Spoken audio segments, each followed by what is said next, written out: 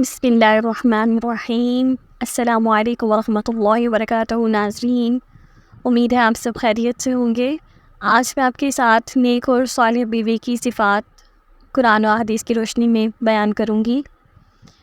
ناظرین، دنیا نہ ختم ہونے والا سفر ہے اور یہ سفر خطرات سے گھرا ہوا ہے۔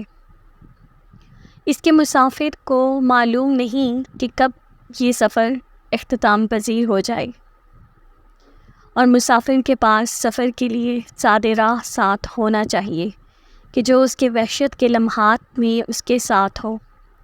اس صورت میں اللہ تعالیٰ نے جو حلال اور مباح قرار دیا ہے زاد راہ، وہ نیک اور صالح بیوی ہے، کیونکہ وہ سفر کی صعوبتوں اور مشکلات میں معاون ثابت ہوتی ہے، اور نیک بیوی بہترین رفیق اور افضل مانوس شخصیت ہوتی ہے۔ اور نیک اور صالح بیوی کی صفت یہ ہے کہ جب اسے اس کا خاوند حکم دے تو وہ کجروی اختیار کیے بغیر اس کی اطاعت کرے۔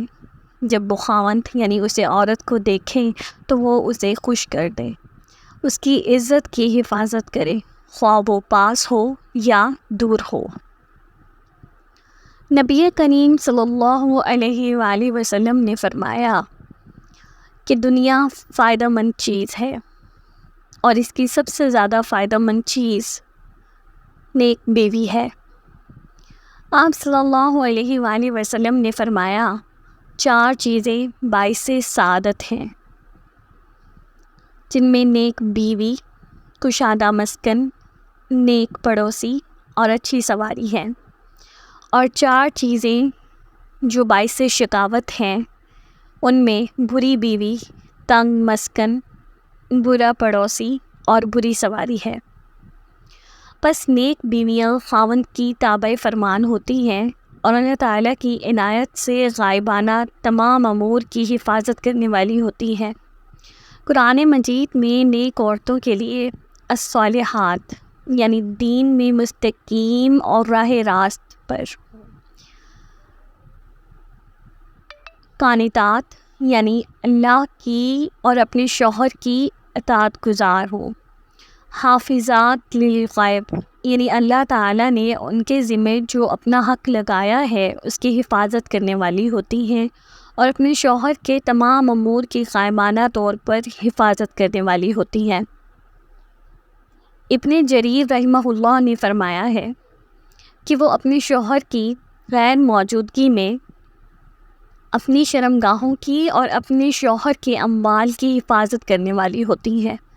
نبی پاک صلی اللہ علیہ وسلم نے فرمایا جب بیوی 5 فرض نمازوں کی ادائیگی کرے، ماہ رمضان المبارک کے روزے رکھے اور اپنی شرمگاہ کی حفاظت کرے اور اپنے شوہر کی اطاعت گزار ہو اور اس کی مال کی حفاظت کرے، تو وہ جنت کے جس دروازے سے چاہے داخل ہو جائے۔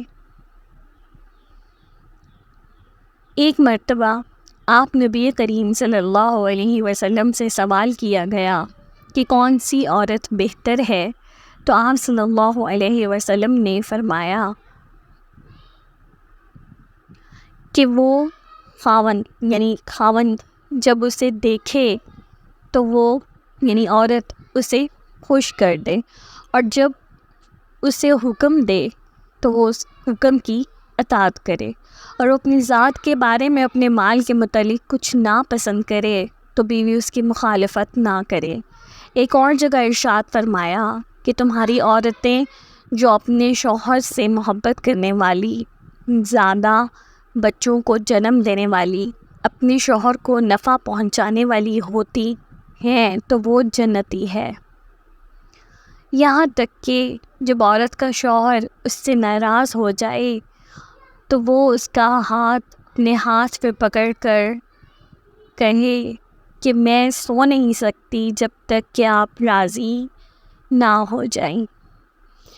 یہ کام بہت مشکل لگتا ہے، لیکن ہمیں اللہ تعالیٰ کا حکم ہے کہ ہمیں ایسا کرنا چاہیے، تو جب اللہ تعالیٰ کا اور ہمارے نبی نے فرما دیا ہے تو پھر ہمیں اس پر عمل پیرا ہونا ضروری ہے۔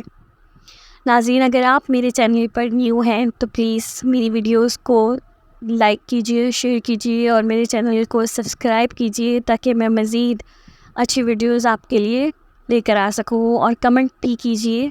جزاک اللہ۔